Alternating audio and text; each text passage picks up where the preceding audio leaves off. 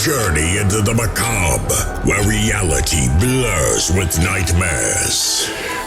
This is the Paramurder Cast, where the unseen becomes the unforgettable.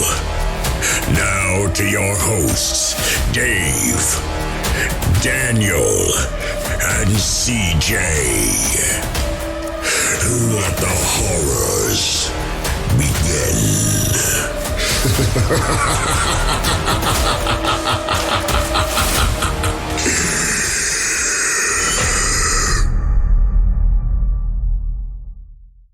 All right, welcome to the Paramurder Cast, episode 5, and today is Heaven's Gate.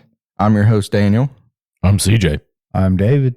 Be sure to visit our website at paramurdercast.com for everything paramurder. You'll find a link to our merch store where we're releasing new designs every month, so be sure to check it out and snag something awesome.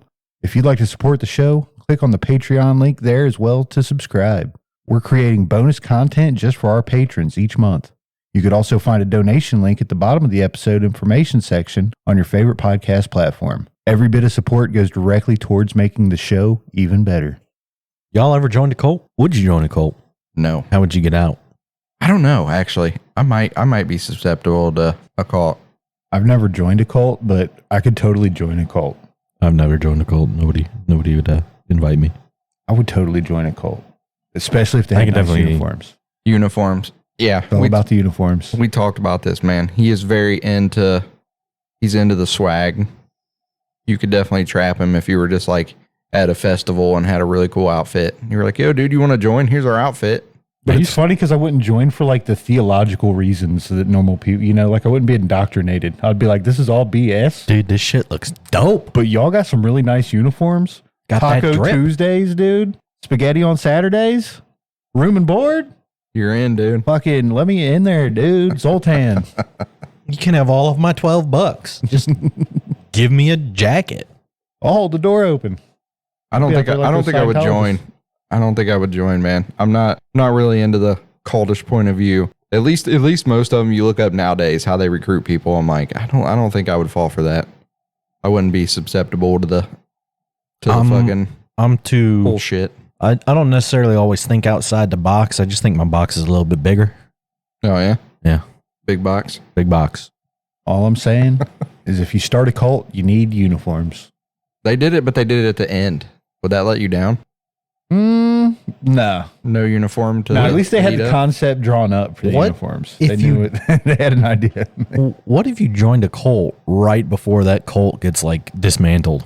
Oh, well, fuck it, dude. Like, I'm not... Get a free uniform you get to keep forever? Yeah. Yeah. Yeah. I'm taking all the TVs home. I don't even know what the fuck Heaven Gate's was. Kevin Gate? Nah, Heaven's Gate. You really never heard of Heaven's Gate? I just assumed it was a cult.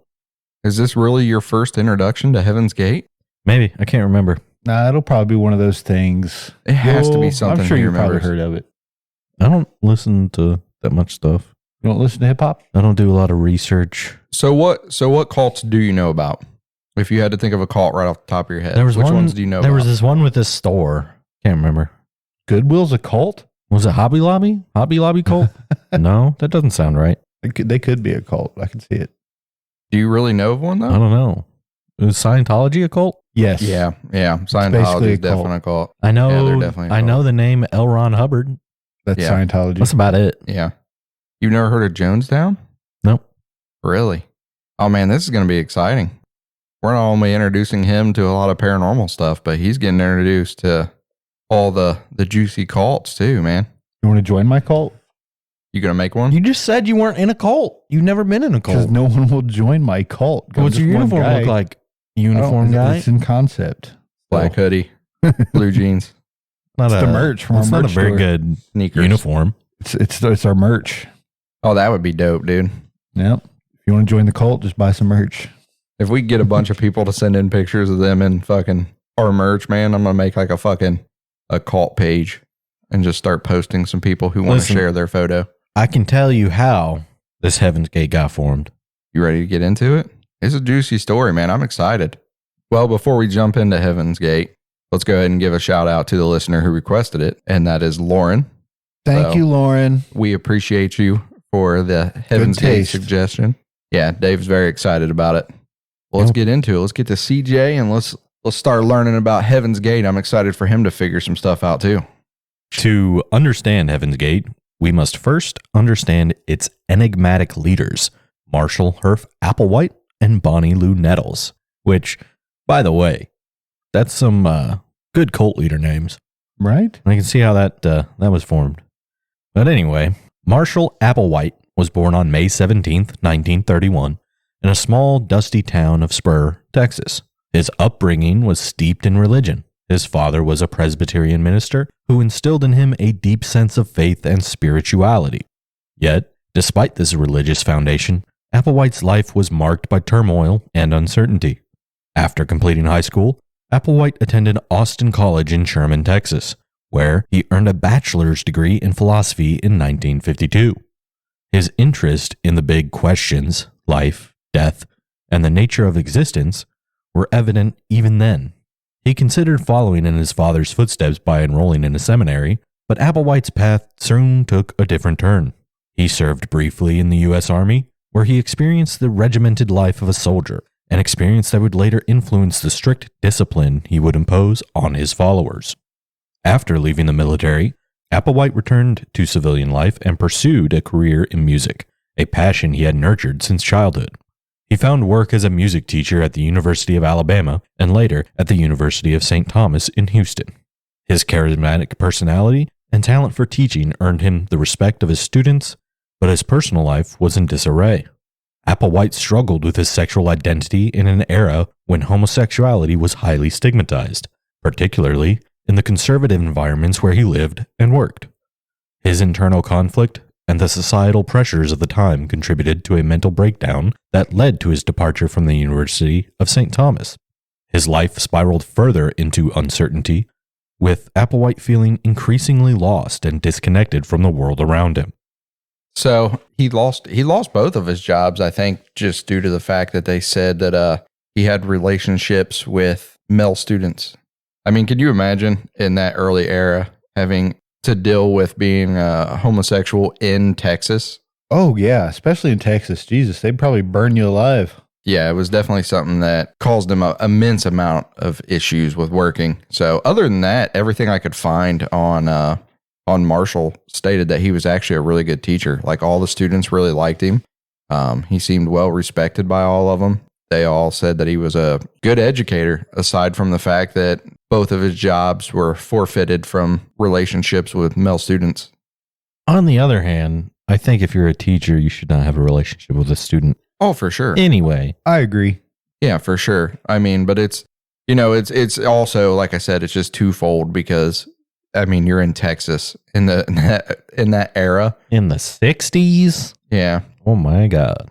I mean, we already see how hard it is still nowadays for people dealing with that. And now you take it back to the 60s in Texas. Well, it's not surprising he has all that charisma, though, because a lot of cult leaders naturally do. Yeah. You have to be pretty charismatic to be a teacher. So it does make sense. I mean, and it definitely leads to him meeting Bonnie. Enter Bonnie Nettles, a woman whose path was just as unconventional as Applewhite's. Born on August 29th, 1927, in Houston, Texas, Nettles grew up in a Baptist family, embodying the typical Southern upbringing of the time. She married Joseph Nettles, a successful businessman, and the couple had 4 children. For much of her early life, Bonnie Nettles seemed to follow the script society had written for her: wife, mother, and nurse. But beneath the surface, Nettles was a woman deeply dissatisfied with the conventional life she led. She developed a fascination with theosophy, astrology, and various forms of mysticism. Nettles was known among her friends and family as someone who believed she could communicate with spirits, particularly a 19th century monk named Brother Francis.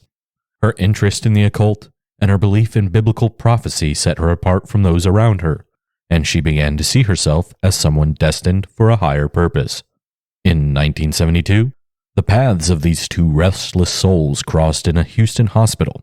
Applewhite, recovering from another of his personal crises, was introduced to Nettles, who was working as a nurse. The connection between them was immediate and profound. Both Applewhite and Nettles believed they had met for a reason that transcended the ordinary. They were convinced they had known each other in a previous life and were destined to fulfill a divine mission together. Oh, wow. So they're Previous religious lives. and they read horoscopes. Oh, yeah. She was into all of it, man. Astrology, mysticism. Crystals. Yeah, that was her thing. It was like really, Applewhite was already going off the deep end, right? And then he meets Bonnie, and Bonnie helps breed in that mysticism into Marshall. It's one of those cases where you see when it comes to cults or even like killings that take place with couples, it's always that one feeds into the other. Yeah. And that's definitely what happened in this case. Bonnie fed into Marshall, and then the things that Marshall had fed into Bonnie, and it just created this perfect storm of two people that were able to come together and start this formation of the cult. Yeah, like a feedback loop feeding off each other. Yeah. It's that energy, man. I mean, she was definitely off her rocker when he met her. So a lot of people blame Bonnie for the early push to the cult. That's what kind of propels Marshall off the deep end because he was already struggling with mental health issues again. That's why he was in the hospital. Early breakdown. I do love their names though, man. They start coming up with some pretty killer names. Well, let's get into those names. Their shared belief in this destiny led them to adopt the names Bo and Peep, later changing to T and Do, symbolizing their roles as spiritual shepherds, leading their followers, or sheep, to a higher plane of existence. The names Do and Ti were chosen after the musical notes in the scale Do, Re, Mi, Fa, Sol, La, Ti, Do, with Applewhite as Do and Nettles as Ti, reflecting their belief in harmony and order in their spiritual journey. This partnership marked the beginning of what would become Heaven's Gate, a movement that would attract and consume the lives of many. Yeah, I think Bo and Peep is pretty good nicknames. I don't really know about Do and Ti, though. You like Do and Ti, man? Not really. Makes sense for Marshall. He's a music teacher. Yeah, I mean, I guess. Mine would be Fa Me. Little Fa Me going on, Fa dude. Me, dude. Leave it up to Dave, dude, with the quickness. Yeah, I don't get that joke. You don't get Fa Me, dude? No, Fuck me, dude? no. Oh, man. Missing quite a few letters there. He said you had a swing and a miss, bro. Womp womp. You don't get your butt ump tis for this episode. Oh, You gotta earn that shit, dude. You can't just come out the gate with weak shit like that. hey, not all of them land, man. Hey, man, he's done pretty great on the past 2 episodes. I mean, I guess. I don't much care for the first nicknames, man. I really don't. You don't like Bo Bo and and Peep? Peep? No. I'm not a Bo and Peep fan. Do and Ti is much cooler. So No, Bo and Peep's better. They're both cringe, but Bo and Peep fit when they were in the era of calling them their sheep, which is so weird, man. Which fucking applies. It applies. If you're the people, you're fucking sheep. You're sheeple. bunch of sheeple. Most people are sheeple, though. What they start So, calling them after you know. they started going by Do and Ti? Quarter notes? Quarter. Because they got a quarter of a brain?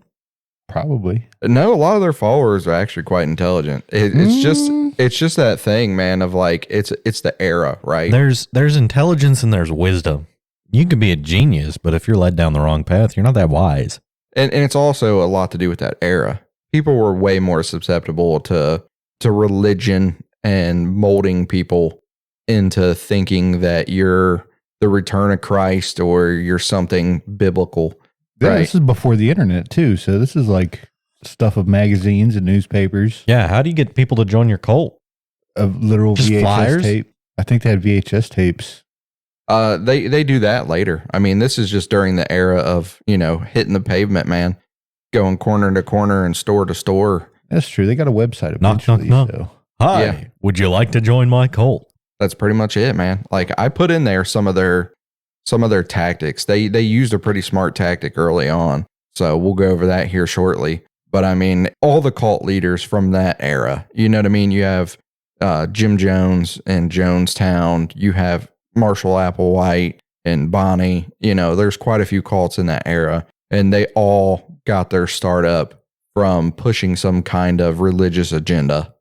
You know what I mean? People were just more susceptible to it. We're not nowadays, man. I don't really think if you went and stood on a corner and said you were the return of Christ, anybody's going to listen to you. You're going to go to a mental hospital pretty quickly.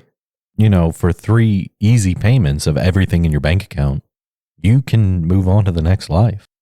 Yeah. That's how a lot of them work. Scientology blows my mind that they're like an active cult in this era. Yeah. And especially because they get you to sign away everything. Especially with how much we know about them. The jig's up and they're still just swimming away over there. It's just a big giant tax shelter. What's their contract? It's like a billion years or something? Like you sign your life away for 1 billion years? Yeah. Like your whole soul or something like that. Yeah. They have it in the contract. Like after you die, your soul's still part of Scientology. Can you imagine those people who sign that contract? Like if the next life is 100% real and they die and they come to and there's just some dude there with a clipboard, like, welcome. Remember you signed that contract for 1 billion years. You know what I mean? Yeah. Like, what if they manifested, like with all their belief and energy, they manifested their own afterlife? But it's like only the Scientologists. So you get there and there's only like 3 dead guys and L. Ron Hubbard standing there. And you just got to sit there and twiddle your thumbs with them for fucking 8 million years. Yeah, but you got to think if your immortal soul moves on, 1 billion years really ain't that long. I think it's just fucking funny. I find it funny to think of some dude dying and waking up and being like, oh, thank God I'm out of that bullshit. Oh, fuck. You know what I mean? These fucking guys still fucking guys fuck, again, dude. Bro. I just used them as a tax shelter, man. I didn't actually think. Like, call to your fucking show, man. Like, the magicians, like, they fucking die. Yep. They wake up and there's a fucking front desk and they're like, damn it. You know what I mean? They walk in, they're like, you're sorted. You signed this contract with Heaven's Gate. Their door is that way. Anyway, with their belief system taking shape, Applewhite and Nettles set out on a journey across the United States, preaching a message that was a curious blend of Christian eschatology, New Age beliefs, and extraterrestrial encounters.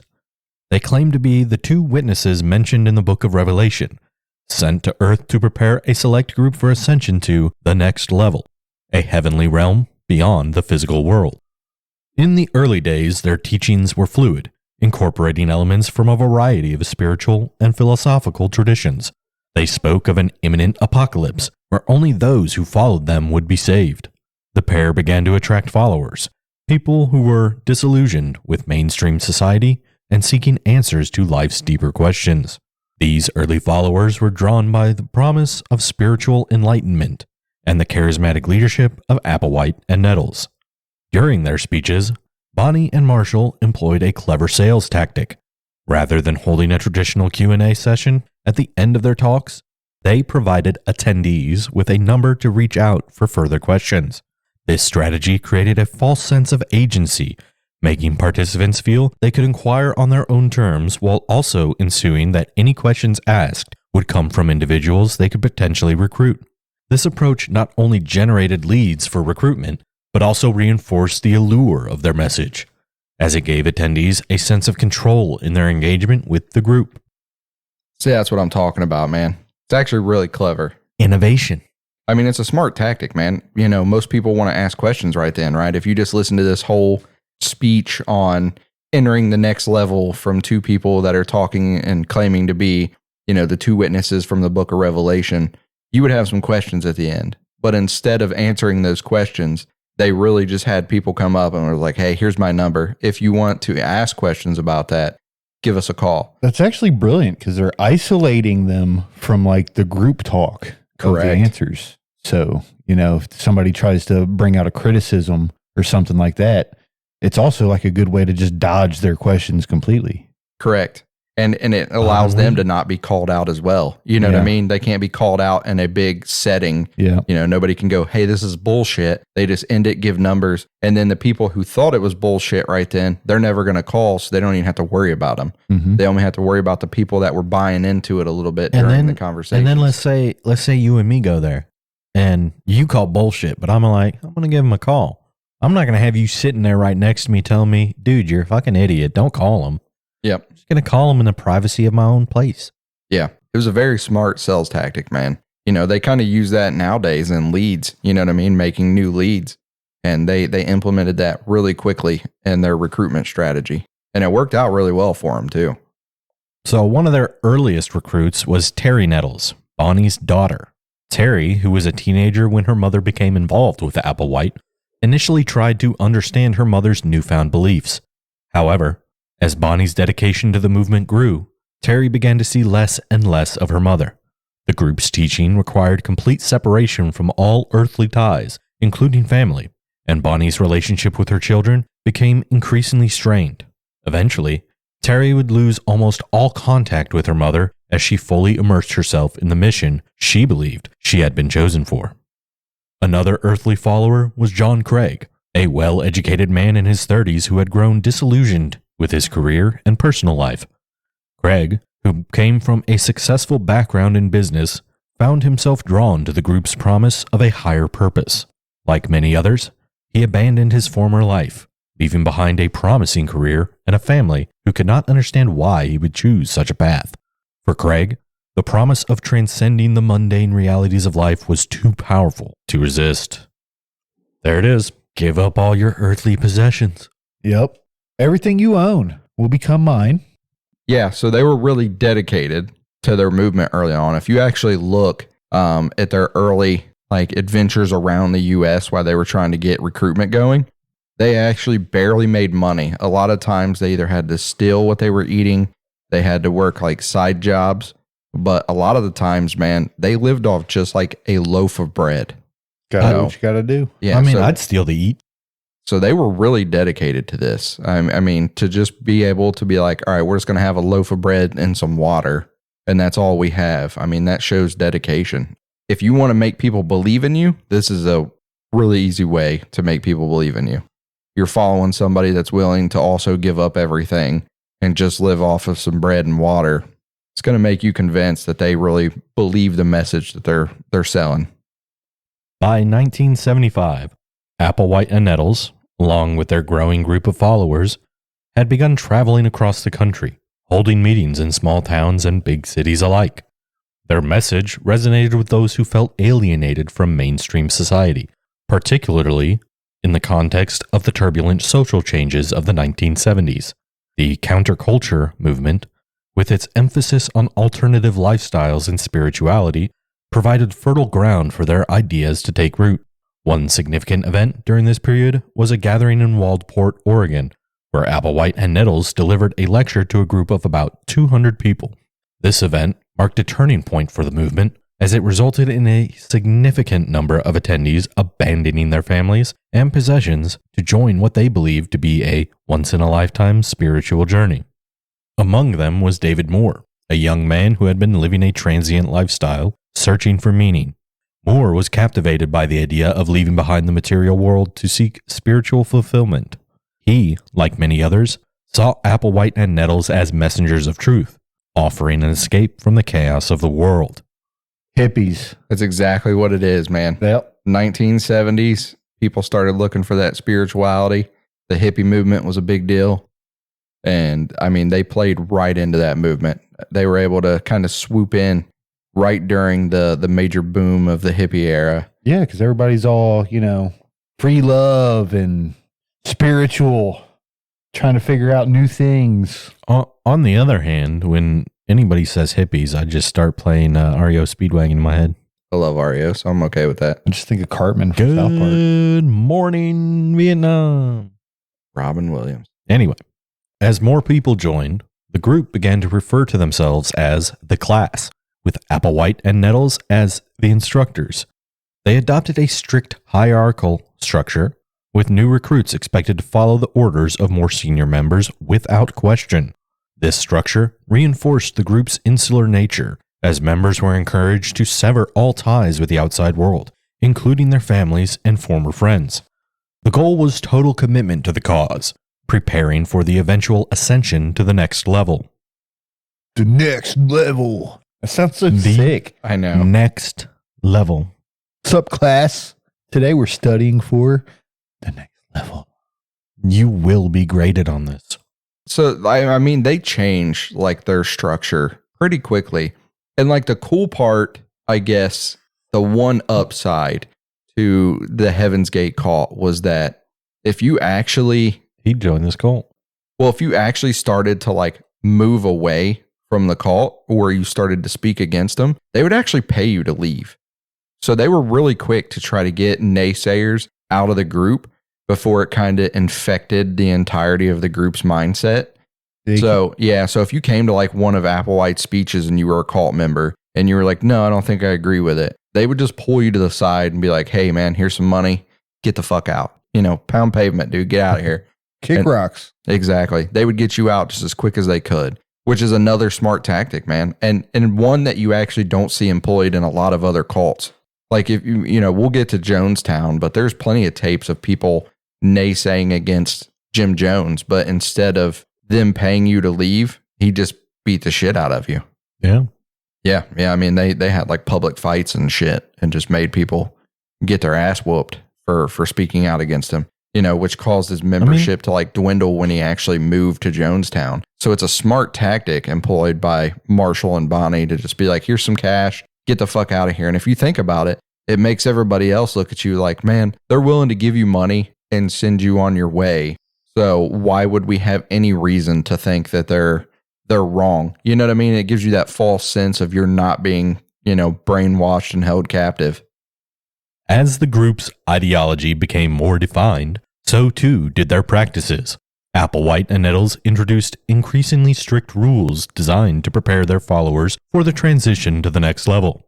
Celibacy was mandatory, as were communal living arrangements that further isolated members from the outside world. The group moved frequently, often living in secluded campgrounds or rented houses, staying under the radar to avoid attracting too much attention. One of the more controversial aspects of the group's practices was a strict control over members' diets and daily routines. They adopted a vegan diet, believing that certain foods would purify their bodies and minds in preparation for ascension. Members were also required to engage in long periods of meditation and reflection, designed to cleanse their thoughts and detach them from earthly desires. As time went on, the group became more insular, with Applewhite and Nettles exercising increasing control over their followers. Members were expected to report any thoughts or actions that might indicate a lack of commitment to the group's goals. This level of surveillance created an atmosphere of paranoia, where members were constantly questioning their own thoughts and actions, as well as those of their fellow group members. This intense scrutiny fostered a culture of obedience and conformity, which only deepened the members' dependence on Applewhite and Nettles for guidance. One of the more extreme manifestations of this control was the group's practice of exit statements. Members were encouraged to write detailed confessions of their weaknesses and worldly attachments. These statements were then shared with the group, serving both as a form of self-purification and as a means of reinforcing collective loyalty. This practice of confessing one's sins to the group further solidified the communal bond while simultaneously eroding personal identity. That's one way to call you out, dude. I believe Scientology actually uses this same method. I think they make you record almost like a confession tape where you go in there and talk about like your impure thoughts. What's that other religion? They come to your door all the time. Jehovah's Witnesses. They do that shit too. Yeah, Jehovah's Witnesses. Mm-hmm. Well, I know I'd be out of this cult so fast with the vegan diet. Can't have that. Yeah, the vegan diet. I couldn't do it. Yeah, it's the vegan diet, not the celibacy. I used an air horn on Jehovah's Witnesses once. Made me feel really bad. Why? I don't know. You mentioned that and it made me just think about it.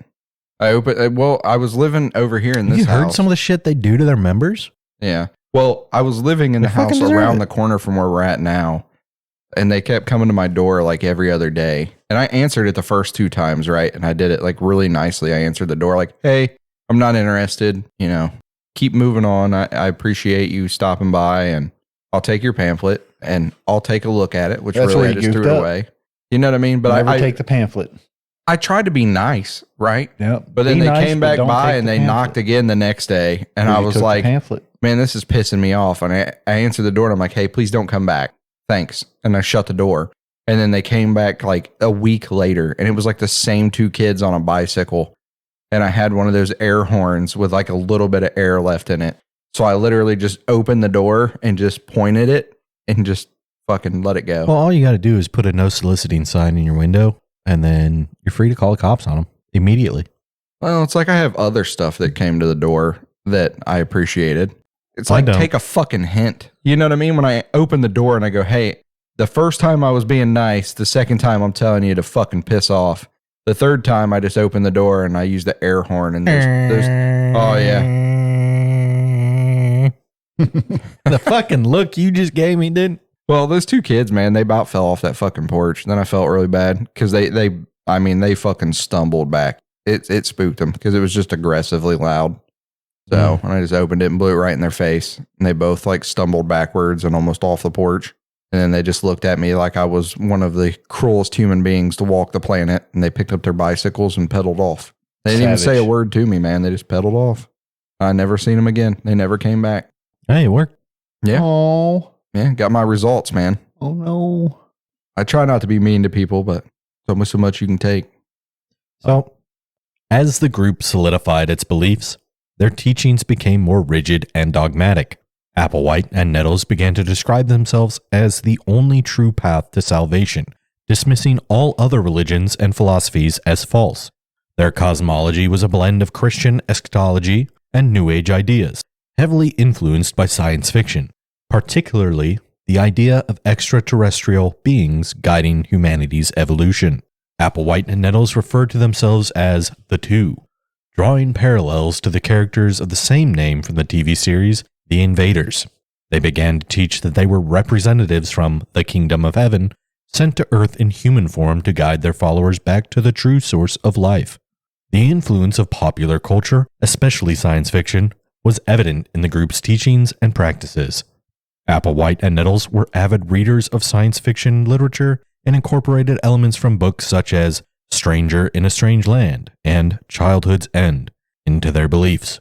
They also encouraged their followers to watch movies like Star Wars and Close Encounters of the Third Kind, believing these films contained hidden messages that supported their teachings.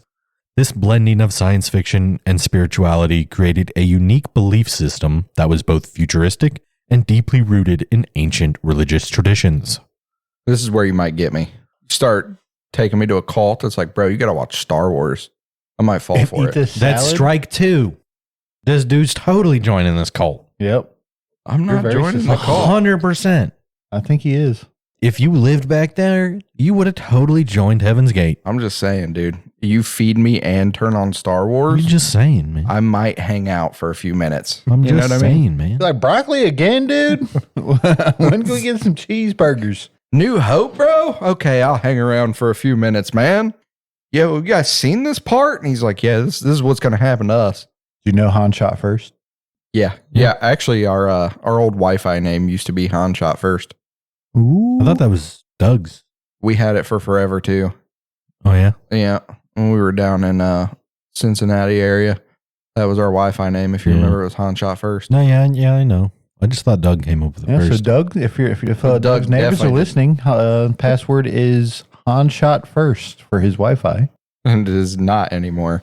But Doug definitely did not come up with that's a very popular Wi-Fi name. Well, I mean, out of us.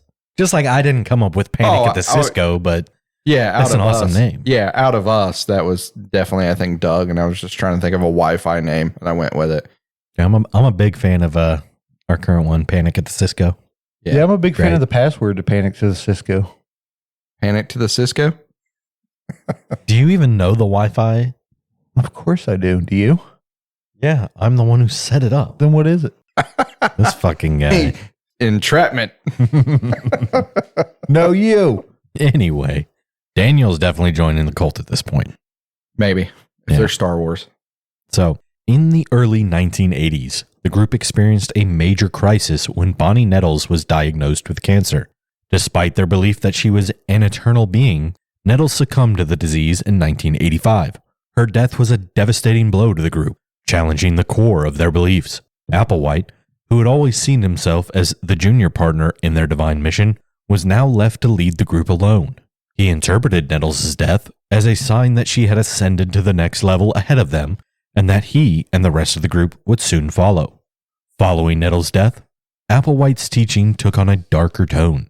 He began to emphasize the idea of leaving their vehicles, a euphemism for abandoning their physical bodies, to ascend to the next level. This shift marked a turning point for the group, as Applewhite began to prepare his followers for what he now believed was an imminent departure from Earth. He introduced the concept of exit, a ritual that would allow them to leave their human bodies behind and join Nettles in the next level. This belief became the central focus of the group's teachings, and everything they did was oriented towards preparing for this final act. The group's teachings became more apocalyptic, with Applewhite predicting that the Earth was on the brink of destruction. He taught that the only way to avoid this catastrophe was to leave the planet and ascend to the next level. This belief in an impending apocalypse further isolated the group, as they saw themselves as the only ones with the knowledge and guidance necessary to survive. That was it, man. You're fully committed. So one of them dies, and then now everybody, that's when it goes on. Time to get out the Kool-Aid. Kind of sad. He's obviously just so lonely and crazy and misses his wife. She wasn't even married to her. Yeah, they weren't married. I don't even think they were intimate. Oh. Yeah, they were about celibacy and not eating meat or the ovum. I do know they lived together. Like, so when they had kind of their communal housing, because they owned a group of houses in Texas, and I do know that they made like the followers all share houses, but they got their own together. So maybe there was intimacy. I don't know. As far as you can find, there isn't any. But I mean, it's just like her death pushed him over the edge, because if you're preaching the entire time that you are the two witnesses and you guys are, the people who are supposed to be from another planet in human form and that you're immortal and can't die, and then you die. Exactly. And then it shows that, I mean, you better pivot real fucking fast. Yeah. Bro literally just shrugged his shoulders and said, guess I'll die. That's pretty much it. That is pretty much it. He was like, fuck, because you're going to lose your following at that point. Yeah. If you don't immediately pivot and just go, okay, well, she already ascended without us. She ascended to prepare for all of us to come all at once. Exactly. Yeah. I mean, if you don't do that, it's over. And instead of letting go of his hold on the group, he just decided to take everybody with him. Just dig in deeper. It's sad, man. Mental health, is a big factor in Applewhite's story, really. So in October 1996, the group rented a large residence, which they dubbed the Monastery. This 9,200 square foot mansion was located near 18341 Colina Norte in Rancho Santa Fe, California, and they paid a monthly rent of $7,000 in cash. Around the same time, the group took out alien abduction insurance for up to 50 members, with a payout of $1 million per person, covering abduction, impregnation, or death by extraterrestrials. Earlier, in June 1995, they had bought land near Mazano, New Mexico, and started building a compound using rubber tires and concrete, but abandoned the project in April 1996. That's fucking nuts, Who bro. the fuck sells abduction insurance? I'll sell you abduction insurance right now. It's fantastic, bro. It's fantastic. It just shows Hey, capitalism in the U.S. at its peak, bro. That you could walk in and be like, yo, can I get some abduction insurance? And that company was sitting there like, sure can. Somebody walked back to their boss like, we don't sell this. And he was like, fucking write it up. Fucking do it live. We do now. Yeah, we do now. Right now. Go out there and sell it. Give me 10 minutes and I will have a policy written up. Wouldn't that be some shit, though? I mean, think about the guy who called the fucking housing market crash, and he bought puts. I think that's what they're called. He bought puts against the fucking housing market, and they were like, yeah, we don't sell that, but we'll make it for you if you want to give us your money. Now, think about them doing it with abduction insurance, right? And then the next day, this dude bursts like a fucking alien or something, and they're like, fuck. That insurance agent's just like, how many you got? You want 51? Because it says up to 50 members. I'm guessing him and, he's covered. If that dude's like, if I did that and then you birthed an alien, I'll be like, all right, I'll pay out for it, but you're going to have to give me that baby. I mean, that's fucking nuts, dude. Like I said, it would just be awesome. Just the whole fucking group gets publicly taken up in a spaceship and brought back. And they go to the fucking insurance company like, $51 million, champ. Okay, you're going to have to prove it. It's so stupid. But like I said, it's just, I thought it was too fascinating to leave out that they actually were able to fucking secure insurance on that. On our website, we are going to start selling you alien abduction insurance policies. Ghost insurance too. I'll sell you ghost insurance. Oh my I'll God. come in there and sage your house up. Please don't really request me for this $100. shit. It'll be funny. I'll get a kick out of it. And you got to buy the sage. A $50,000 policy will cost $1,000 a month. Minimum 50 months. That's the way to do it. The group made a surprising shift in strategy in the mid-1990s. They began to embrace technology and the internet as tools for spreading their message. They launched a website, which they used to explain their beliefs and recruit new members. This new approach brought them a small but steady stream of new followers, many of whom were young, tech-savvy individuals looking for meaning in a rapidly changing world. The internet also allowed the group to reach out to former members, some of whom returned to the fold after reading the updated teachings online. This use of technology was unprecedented for a group like Heaven's Gate and demonstrated their adaptability in an increasingly digital world. Despite their isolationist tendencies, they recognized the power of the internet to reach a global audience and spread their message of impending salvation. On March 19th, 1997, Marshall Applewhite recorded a video titled Doe's Final Exit, in which he discussed mass suicide as the only way to evacuate this Earth. He suggested that Comet Hale-Bopp was the sign they had been awaiting, possibly accompanied by an unidentified flying object, and instructed his followers to prepare for ritual suicide to ascend to the next level before Heaven's Gate closed. Members believed their souls would be transported to another level of existence above human, described as both physical and spiritual. Most members recorded farewell messages as a part of their preparations. The group's final days were marked by an increasing focus on the coming of Comet Hale-Bopp, which they believed was the sign they had been waiting for. Applewhite taught that the comet was accompanied by a spacecraft that would take them to the next level. He and his followers began to prepare for their final departure, a process that involved weeks of meticulous planning. To end their lives, the group consumed a lethal combination of phenobarbital mixed with applesauce or pudding, followed by vodka, and then placed plastic bags over their heads to induce asphyxiation. They recorded farewell messages, dressed in matching outfits, and prepared themselves for what they believed would be a glorious transition. All 39 members were dressed in matching black shirts and sweatpants, new black and white Nike Decades athletic shoes, and armbands labeled Heaven's Gate Away Team. Each person carried $5.75 in their pockets, a $5 bill, and 3 quarters. Former members explained this was customary for covering vagrancy fines or making phone calls, and also mentioned a humorous reference to a Mark Twain story about the cost of riding a comet's tail to heaven, although no such passage has been found in Twain's works. After each death, a surviving member removed the bag from the deceased's head and arranged the body neatly in bed, covering the face and torso with a square purple cloth for privacy. That's fucking nuts. The act of putting a bag over your head while you're pretty much just induced into a severe state of being intoxicated. I mean, at that point, you're basically in a coma before you put a bag over your head. Somewhat, man. But what about the poor person that had to go around the room changing the bag for a rag? I mean, they signed up for that. They were probably fine with it. They helped each other right out to the end, man. I mean, it's pretty clear in like how the bodies were laid out. There's pictures online. I might find some of the PG ones, guys, and put it in the show notes on the website and on some of our blog areas, but not some of the worst pictures, because there are some that are semi-graphic, but the ones that can be put there, I'll put there so you guys can see it. But they definitely helped each other out. I think there was 4 of them. I believe there was 4, because they're also the 4 that attended to Marshall Applewhite, because he was the last one taken care of prior to those 4 killing themselves. But that's just fucking insane. I would much rather drink the Kool-Aid than put a plastic bag over my head and suffocate myself. Did you like take cyanide pills?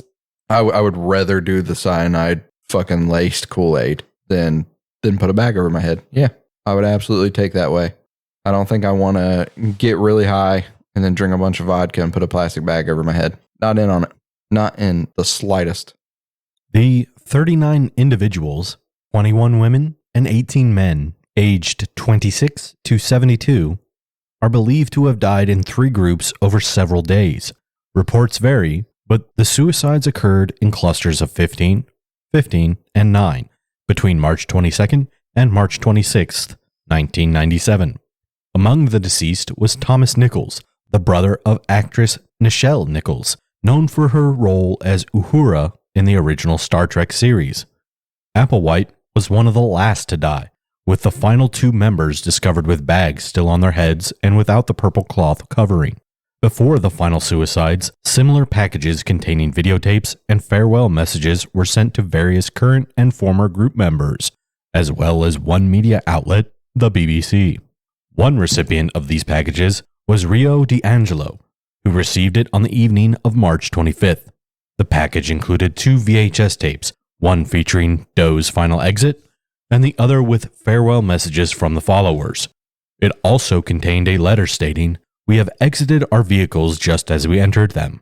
After receiving the package, D'Angelo and his boss traveled from Los Angeles to the group's residence to verify the information. D'Angelo found a back door unlocked, recorded the scene inside on video, and then, encouraged by his boss, contacted authorities. The San Diego County Sheriff's Office received a 911 call at 3:15 p.m. on March 26th, reporting a possible mass suicide at the residence. The deputy who first arrived at the scene entered through a side door, saw 10 bodies, and was almost overwhelmed by the strong odor of decomposition. After a brief search revealed no survivors, the deputies withdrew until a search warrant could be obtained. All 39 bodies were eventually cremated.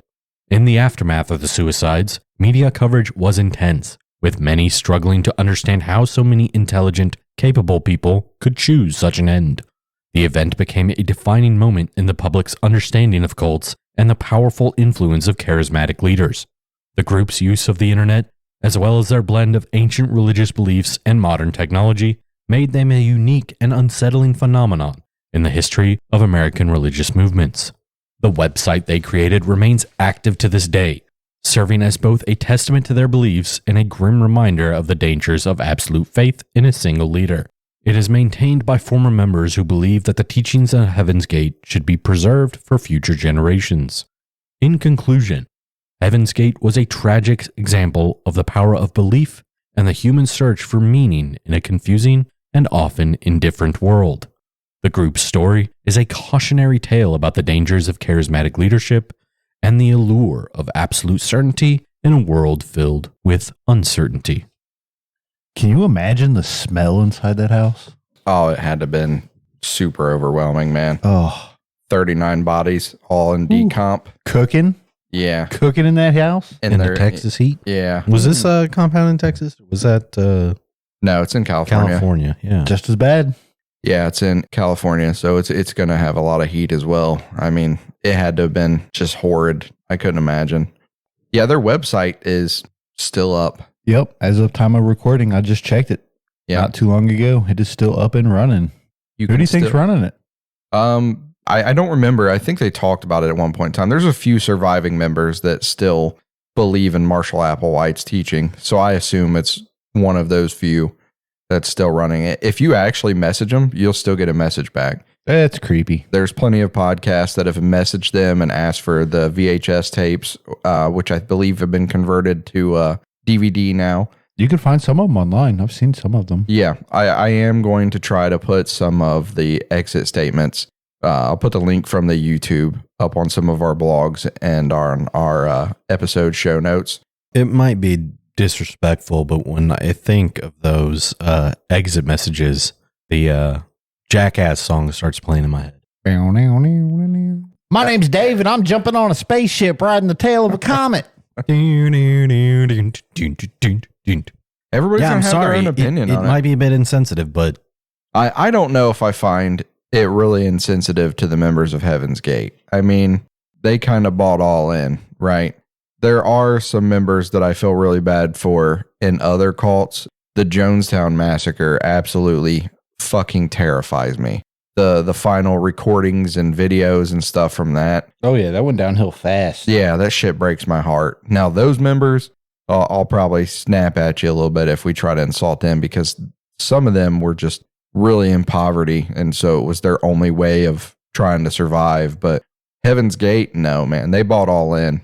There's people that talk about them in Texas because they worked, but they worked in pairs, and they worked a lot of tech jobs, man. Like, some of these guys were just, working on actual web design.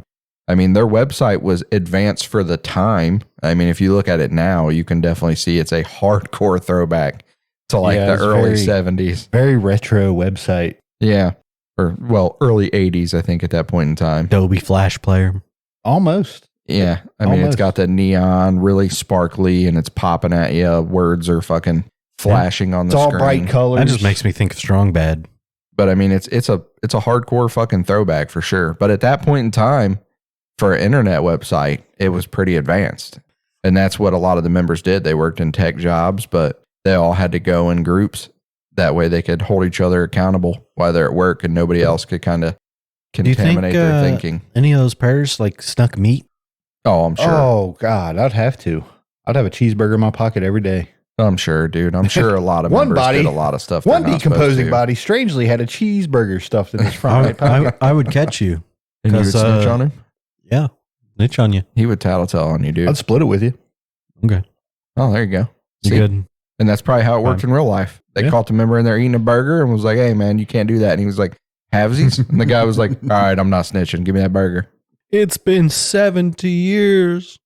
I don't know. It's a fucking tragedy. So what are your guys' kind of final thoughts on Heaven's Gate? It's really unfortunate that there were vegans. Other than that, I love the whole matching aesthetic.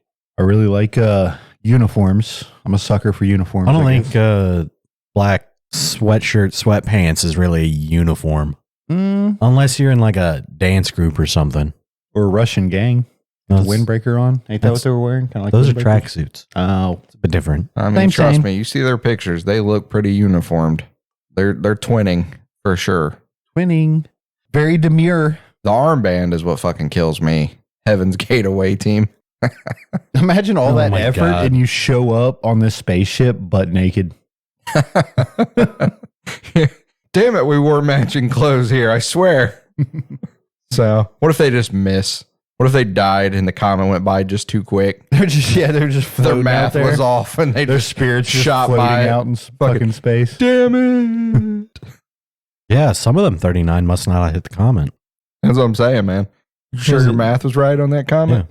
Yeah. Anything you think about it, CJ? I just think it's knuckin' futz. It's your first time hearing it. That's crazy. I'm glad, though, that we're going to come across topics that we've all not heard before. It blows my mind that this is your first cult. There's a lot I've not heard. I've heard stuff on cults before, but not like, I can't remember them. Yeah. Heaven's Gate's a popular one. I do hope we did some justice for Lauren. So, Lauren, when I see you, if it sucks, you can yell at me. But hopefully we did okay with it. Yell at him. Yell at him. Yeah, I'm scared. I'm scared of I'm scared of anybody coming up to me and just being like, your show fucking sucks. So we're trying to get better. I think with each episode we've done a little better. You shouldn't really be scared about it. If somebody come up to me and go, your show fucking sucks, I'll be like, great, don't listen to it. I don't want you as a fan. Shouldn't tell them that you're scared of hearing that. I mean, I want to tell you your show sucks now just to troll you. Yeah, it is what it is. I'm trying. So I only give a shit about the people's opinions that I respect. You come up to me and tell me my show sucks right off the bat, I don't respect you that much. Therefore, I don't value your opinion. Yeah, let's hear your show. You think this one's so bad? Well, I love you guys for it. But on that note, I hope you guys enjoyed Heaven's Gate. It was definitely a fun one for me to write. I enjoyed digging into Heaven's Gate. I spent pretty much a week just watching documentaries on them and reading passages and stuff out of books on them. So we appreciate you guys for joining. Thank you for joining us on this episode of the Paramurder Cast. I'm David. I'm CJ. And I'm Daniel. We hope you enjoyed the show. Don't forget to visit our website at paramurdercast.com for everything Paramurder. There you can check out our merch store where we release new designs every month. So be sure to snag something awesome. You can also find a donation link at the bottom of the episode information section of your favorite podcast platform. Every bit of support helps us make the show even better. Until next time, stay curious and stay spooky. We love you. We love you. Thanks for tuning in. We hope you join us again. Until then, may your nights be restless and your dreams haunted. And beware the things that go bump in the night.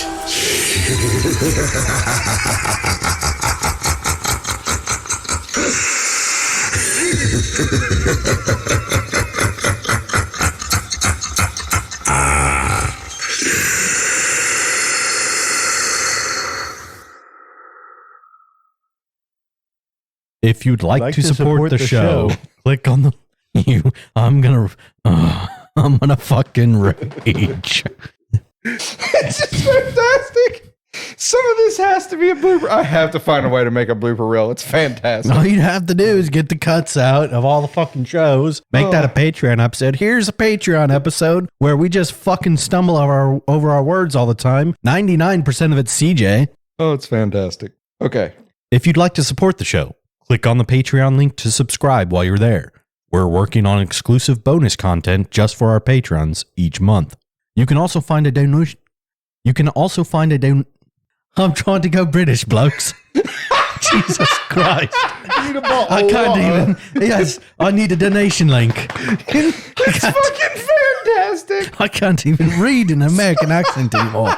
This ain't even full British. It's just when you go and you hit the brake and you literally do it again and again.